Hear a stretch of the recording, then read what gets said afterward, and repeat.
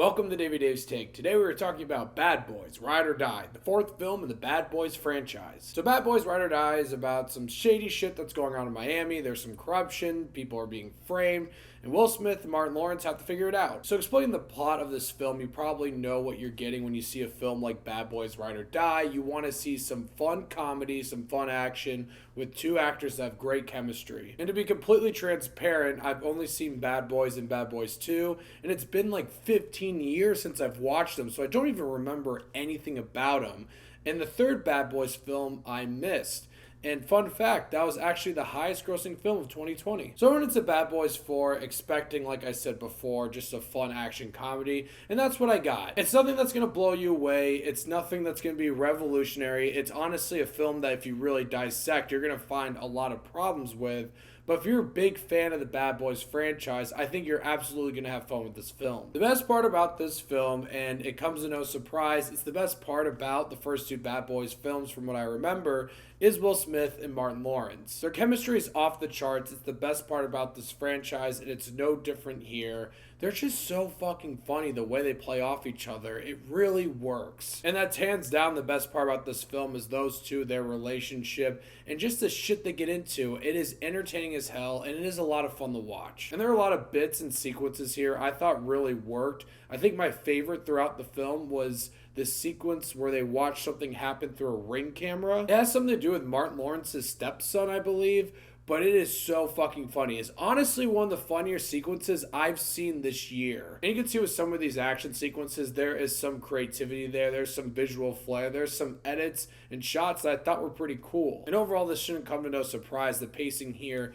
is really well done. There's never a moment that's boring. It is very fast paced. It's a great run time. It's just under 2 hours. It is as long as it needs to be. But those are all the compliments I can give this film. And like I said before, it's definitely a film that the more you think about, the more you dissect it, you can find more problems with. But it's weird to bring up these problems because this film is exactly what it needs to be. It's not trying to be anything deeper. It just knows it needs to be a fun, entertaining buddy cop film, and that's what it is. You come to my channel for my criticism of movies, and you would think if I didn't have any problems with this, then I would be like, yeah, this is one of the best things I've ever seen, but it's not. I mean, this film is somewhat forgettable. Yeah, the movie's a fun time. It's definitely a summer popcorn movie. You go, you turn your brain off, you just have some fun. And that's totally okay, but there are definitely parts in this film where it feels like they're almost doing the bare minimum for a Bad Boys sequel and just an action comedy in general. That's when it comes to certain shots and certain edits that just look kind of cheap and just don't look right. And when it comes to the overall plot, it's definitely a plot that you're not supposed to think about too much.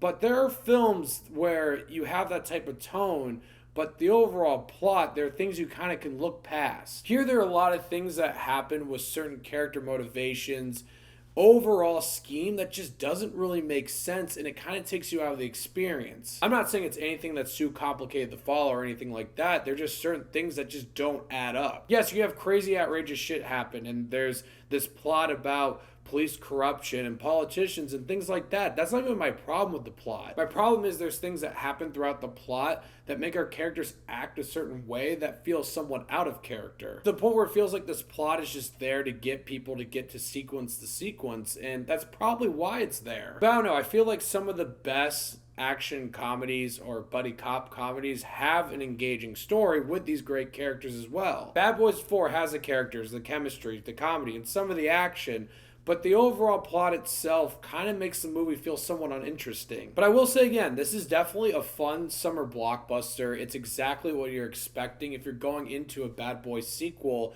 you're going to get what you want. And that is great chemistry between Will Smith and Martin Lawrence, some really funny jokes, some really funny sequences, some action sequences that are pretty fun and exciting. I just think the movie has a lot of problems when it comes to just a typical action comedy and honestly a Bad Boys sequel. There's just parts of the film that just feel kind of average. But like I said before, if you're a fan of this franchise and you're just looking for a fun summer blockbuster movie where you just turn your brain off and watch some fun action, I think you'll have a good time with this film. I'm going to give Bad Boys Ride or Die 6.5 Davey Daves. Like I said before, I don't really remember the first two films in this franchise, but I think I can confidently say I like this one better than 2 because I remember 2 being way too long, but I do not think this one is better than the first film. So, Bad Boys, Ride or Die. Let me know what you guys thought of it once you've seen it. I'm curious to hear, and thank you so much for watching. Click here to see more Davy's Takes.